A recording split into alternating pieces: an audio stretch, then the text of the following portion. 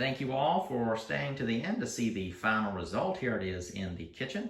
I'm going to talk briefly about the island and then tack on a part at the end where I kind of get more detailed about its construction. I'm doing a set of plans for this. The plans will be available to Patreon members for free and then for sale on my website, thehomesteadcraftsman.com, on the Woodworking Plans tab.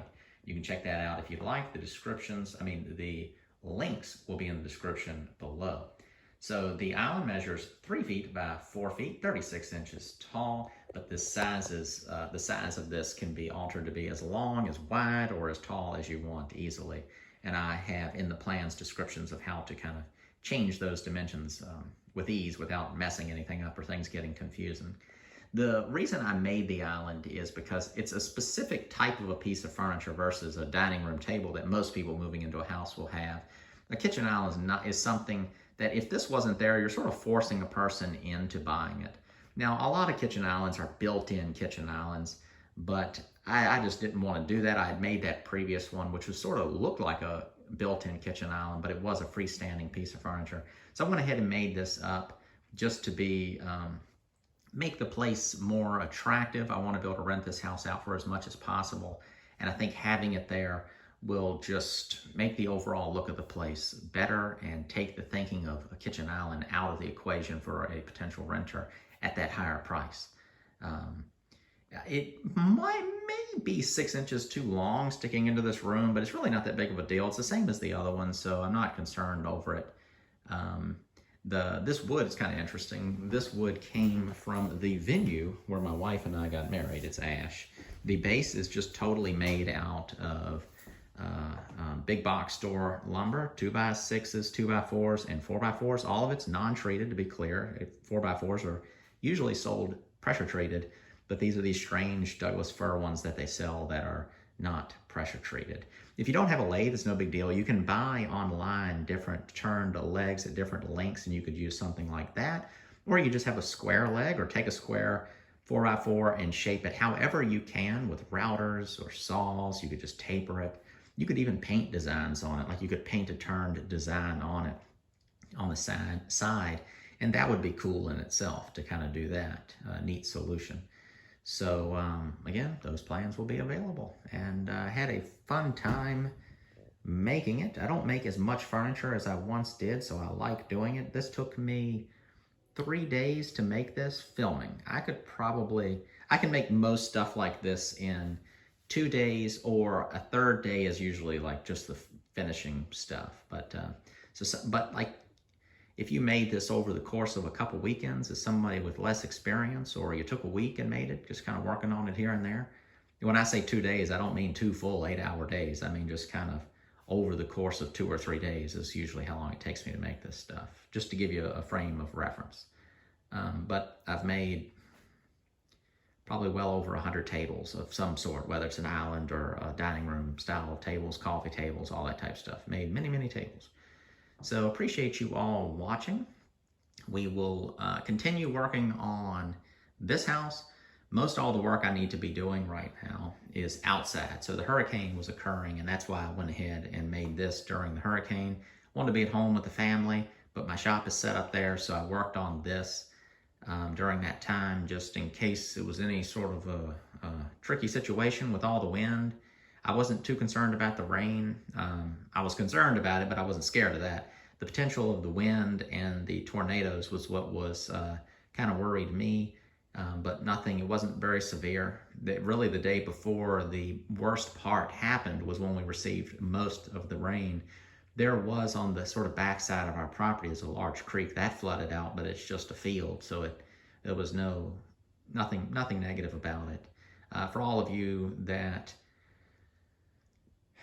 well, what happened in the areas that got hit hard, I'm very sorry for that. I hope you all, wish you all well. I will pray for you and hope all the best for you. It's very, very tricky, and I think it's even one of these situations where even if you're willing and able to help, it's just going to be a tricky thing to help. This is when it needs to be, big aid coming in, because you've got entire roads that are gone, bridges that are gone. It's not like you can box up in a cardboard box some snacks and send them to somebody. The snacks aren't going to get to them. So I don't even know how to tell you to help somebody if it's something. But I'm sure if it's something you're wanting to do and able to do, you probably already kind of have sought out those resources to be able to help. Money is the easiest way to help, and I'm sure there's plenty of things set up to donate to. But hope you all are gonna do well and rebound from this tricky time. So that's it on the kitchen island. Stay tuned after this video for a detailed talk on its construction. If you'd like, check the link in the description below for all the things you can click on, and we will continue on this house, the $9,000 house, and the off-grid build soon. Been very busy and gonna get back on things full steam. Thanks for watching. See you next time. Let's take a close look at the island, and all the dimensions and everything are going to be in the plans, but I just wanted to kind of talk through its construction right off the bat, and I'm repeating myself on some of this stuff, but I'm going to pretend I haven't said anything. It's all made out of construction grade material, the base. Everything black, construction grade material. The top on this particular table, I made it from ash. This was sawn years ago, kiln dried, and then sat inside of a container. It's just a 1-inch thick top. So there's nothing special here. This could be made out of pine, bought from the Lowe's, Home Depot, any type of store as well. You can buy oak from hardware stores, and it's pretty expensive, but it's available if you want it. Any type of top you want, basically. It doesn't have to be 1 inch thick. You could get some construction like 2x8s or above. That's yellow pine if you want a yellow pine top. That's what I did on my previous kitchen island. I ripped it into, I think, 2-inch pieces and then turned them on edge, ran them all through the planer, and then glued up basically a big thick slab type top. And the other one I made was completely big box store stuff as well. It works really good if you treat the materials the right way and don't just put a brown stain on everything, and that kind of has that corny look, in my opinion. That's one of the big advantages of a distressed finish, is you can use lower grade materials, but then you're putting it into a category where it doesn't really matter what type of wood it's made out of, because this is your end result. It's painted with the distressed edges, and it looks good. And really, in the case of the legs in particular, there's sort of the heavier grain and the knots. So when you're distressing that, those characteristics are a good thing, versus if you turn these legs out of poplar, they'd be so consistent that when you're distressing them, there's just not that variation in the wood structure, and then having the knots as well to distress out, I think, as nicely as something like pine does. Oak does a good job too. But show you a couple angles. All right, so as far as the construction, it's just a table. There's nothing complicated about it. I did the Festool domino joiner, which is just cutting floating holes for floating tenons, and then the Festool dominoes themselves, which are hardwood tenons. That's all they are. So you can just do a traditional mortise and tenon joint here, and you would just need to add that length. Say they were 2.5-inch tenons, you'd add 5 inches to the dimensions listed in the plan, because you got one on each end. But all of this could just be done with a Craig jig doing pocket hole joinery. That is what I would do if I was a beginner, and you just load it up. You could have probably 4 pocket hole screws in each one of those apron boards. And then you have to keep in mind that once this lower frame is in, the shelf, and that top is attached, that all of that is adding to its strength. In the case of this one, this whole end panel here, so that leg, this leg, that apron, and this rail down here, all this is glued up.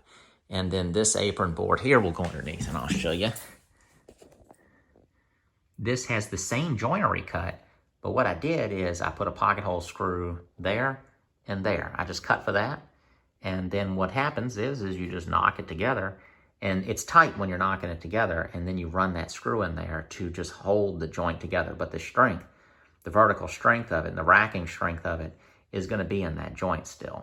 It would be stronger if it was glued up, but with this whole particular piece of furniture, it's sort of a diminishing returns. This is perfectly fine. used tabletop fastener clips. I get these from McFeely's. And then these little square head 3/4 inch screws, pan head screws as the screws. And then I cut that slot in with a biscuit jointer, and you can put as many as you want in there. So one thing you'll see on the corner of this table, you can see it's lifted up off the top of that leg. That's just because that one board wanted to kind of curl up like that. And so what I did to kind of help it out as much as possible, 2 tabletop fasteners. I put 3 down there, but I'd have to walk in the basement and get the other one, and so I was being lazy. For the shelf,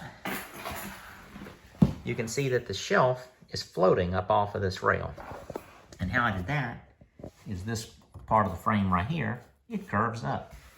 And I just think it looks nicer, just to float that rail up. Since it doesn't fill this whole space right here, it's just sort of a design element. And you could have this hang out further or be back, it doesn't matter, it's just up to you.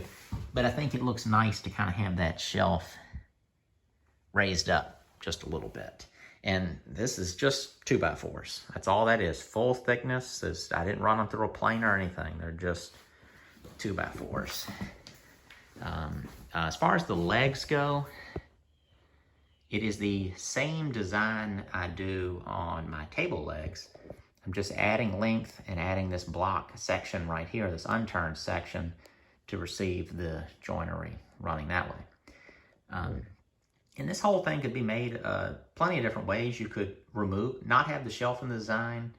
You could even do something like enclose this whole thing. And how you would do that, I guess, is, if it were me, I would probably, you would have the insides of the legs basically notched out, and then have a internal cabinet made that everything sort of wraps around.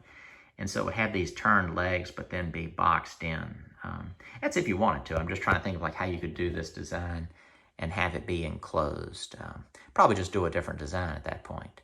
Having this open design, to me, what it does is when you're looking at the kitchen, it just makes it not be as overbearing. And of course, the color of it's going to make a difference. It is black. That's the heaviest color.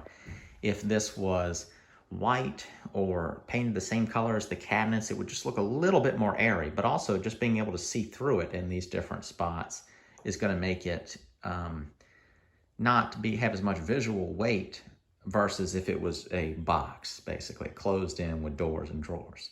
So just some things to consider. I already said it in the previous part, but if you don't have a lathe, you can buy turned legs online. You can buy them in Lowe's. It's probably going to vary depending on which one you go in and which links are available.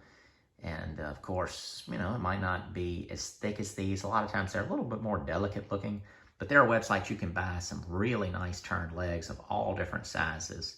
And of course, you could have someone turn the legs for you too. You could just show them this design, or just say, can you just turn me a simple design?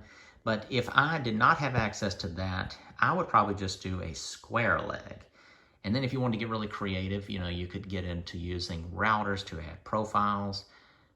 There's all kinds of things you can do with hand tools. You could even take a 4x4 and then rough off, say you wanted to do something that looks like this, but a more primitive version of this. You could run a router just to take off all the hard edges, and you could run a saw around it and almost kind of like cut the segments in and then come back and kind of chop it out. And it would almost be like this hand-shaped turned leg. And then once you painted and distressed that, all those little cuts would be faceted and distress out nicely. It would be tricky, but it's just one piece of furniture. And a lot of you are making things like this for your own home. You're not making them for customers. Like, I wouldn't want to do that on a commission job because it would just be too much time in one thing. But when it's your own, for your own house, you can take that extra time. And then a lot of times trying to solve problems like that, you come up with just such a more creative solution than if you would have had all the tools available to you. So usually you come up with two different things happen. You end up with a neater end result, more interesting end result, and you end up with a cool way to solve that problem in the future. And sometimes that could end up being your thing, like you guy who makes furniture, and the thing that makes your stuff stand apart be the texture of something in the end. And that may have resulted from back when you had no money, no tools, no customers, you came up with a creative way to do something that you sort of accidentally invent a technique, just trying to solve from having a lack of something. So I think that's it for this video. I don't think you need to know anything else. The only thing I would say, if you're making furniture and stuff, or if you've seen my other videos, normally I peg these joints. But I didn't do it because these joints right here slip in and out.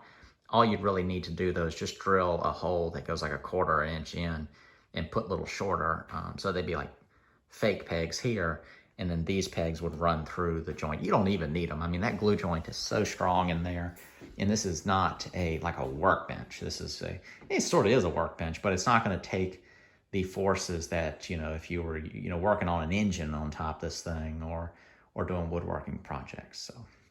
So thank you all for watching, and for those of you that do get the set of plans, if you got any questions, just ask. You can email me or contact me, whichever way is obvious, through my stuff. You can ask questions on the video, and I see a lot of them. I don't respond to all that stuff because I don't have the internet access at my house, and so when I have internet, it's just limited internet access. So that means limited the back and forth. Me getting the videos posted and responding to a handful of videos is about as far as I can go. So thanks for watching, everybody, and I will see you in a future video. And let me know what you think about this, for those of you that are still watching, because I'm sure you'd be the ones that really like this type of thing, and what types of furniture projects like this that you might like to see on this channel. I know it is sort of outside the scope of what I sort of do on this channel, but I find it interesting and different, other than just more house renovation type videos. So thanks. See you later.